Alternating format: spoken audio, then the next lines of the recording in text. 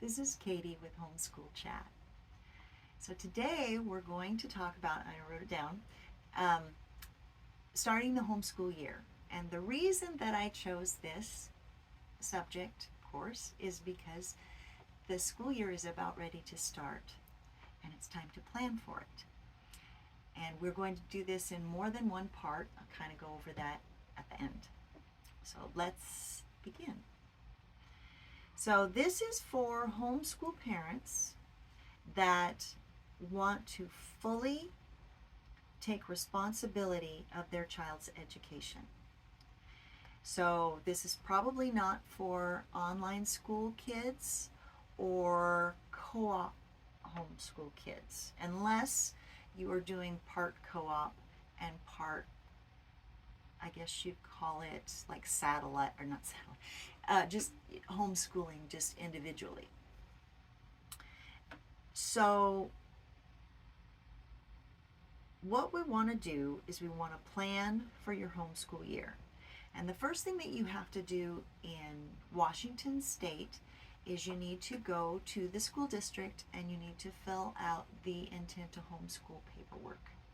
Super simple. You put your name down, you put your kids' names down, you put what grade they are, and I believe their age. But it needs to be done every year at the beginning of the year. The second thing that you need to do is you need to, of course, think about what your plan's going to be for the year. Classes and your needs for the classes, things like that. Then what you're going to need to do is you're going to need to make a syllabus and lesson plans, and I will help you with that. Again, this is going to be many parts. So this is just part one. Now, the question that we're going to answer right now is, what classes do I need for my child? So you're going to have to research. And what I would do is get on Google, and I would, or whatever search engine that you use, and I would search curriculum standards or grade requirements. What you're going to find is that when you search for grade requirements, I believe is the one that I found, you mostly get high school requirements. So if you have a child that is K through 8th, you may need to do a little bit more searching. The other thing that you can search for is academic standards, or for your state, K through 12 standards, or grade requirements, K through 8, or 9th grade, or 9th through 12th. So what you're wanting to do is you're wanting to get a list of, let's say that you have a kid that's in the 3rd grade. So you're looking for a list of kindergarten, 1st, 2nd, 3rd.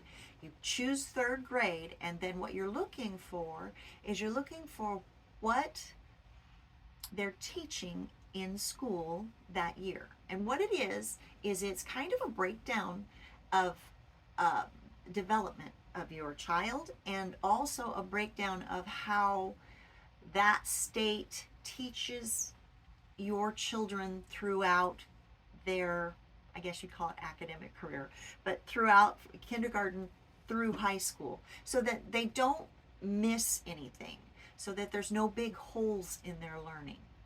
Okay, so once you find what you want, and believe me, there's a lot out there, you're going to want to find out what your state requirements are, but you can look at the other states as well. What you want to do is you want to meet your state requirements, and if you're an overachiever, you might want to go beyond that and go beyond regular requirements and teach your kid more than just regular requirements, and that's okay.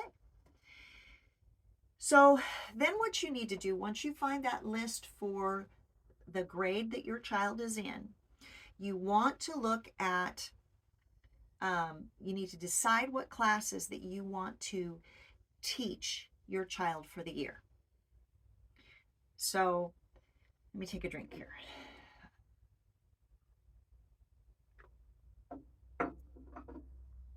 So in your mind, you could start off with, if you went to public school, you could start off with the subjects that you learned So in your mind, you're thinking maybe reading, spelling, math, social studies, and science, or MPE. And then what you want to do is you want to think about that in kind of an overall term. So reading, writing, and spelling and English are all language arts, but they're all separate subjects. Now, you can teach them all in 1 year under language arts if you want to. Then math, math goes everywhere. But once you learn basic math, then you have algebra, geometry, trigonometry, all of those. There's more. And then social studies includes geography, history, economics, and civics. That's all under social studies. Now, when I was a young kid, they taught social studies as just a general thing. And then later on, as you get into the higher grades, they would focus on this is a history class or this is a geography class. They start with geography and then they go on to history. So then for science, there's different classes of, well, I guess you'd say different categories of sciences, and they're all classes. So life science, earth science, physical science, chemistry, biology. Now, what I'm doing here is just a really broad overview of what you need to know for the school year to set your kid up for the school year. It's not a complete list. I know that some people may say, well, there's more, or why do I have to hear so many? There's not as many this year for my grade, for my child. This is just an overview, and I'm taking it from my head, so it's not, these are not complete lists. Okay, so once you decide what classes that you want your child to learn, you decide how you want to go about it. Okay, so you begin to formulate how you would teach it and what curriculum you might use for each class. And you do that for each student. Okay, so when they're younger, you can do things like the workbooks that I talked about, where it talks about I talked about having using the workbooks that are complete curriculum for, say, grade 1. That gives you all of your state requirements in a workbook. And if that's what you want to do, that's fabulous. If you want to do more than that, that's great too. The way that I taught homeschool, I really enjoyed it because I could use my creativity to help my children to learn. And it's an individual thing. It all depends upon what your needs are. What your needs are as a teacher, as a person, what your needs are as your lifestyle. If you're super, super busy, you're going to want to choose an easier route. So begin formulating how you would teach, the curriculum that you would use for each child, for each class. And you probably will want to think about this in this is, you can do it the way you want, but per child. So go through and figure out what classes each child needs, and then you go back if you have multiple children and you figure out how this is all going to fit. Okay, so when you're dealing with your child, like I was saying before, the younger children have a broader range of, say, more basic classes of science. When you get into high school, it gets more specific and more complicated. Now, you also want to think about, you have your child and you're the parent, so you should know, how does your child learn the best? they like to read? Do they really grasp what they read and then they can tell you everything about what they've read? Then that's how they learn best. Maybe they like to write. Maybe that's how they learn best. Maybe they're a child that likes to do things.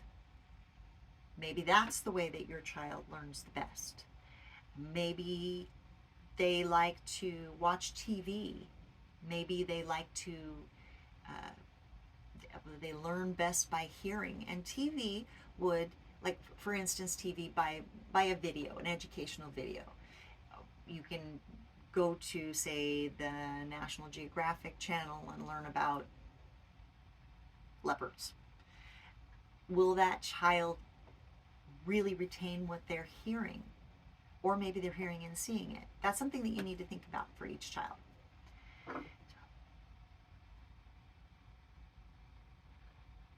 Now, after that, you need to think about, you have your list of classes that you want for your child, and you have an idea of what your child's best learning style is. And now what you need to do is you need to think about, what you want as a teacher, is this a realistic goal?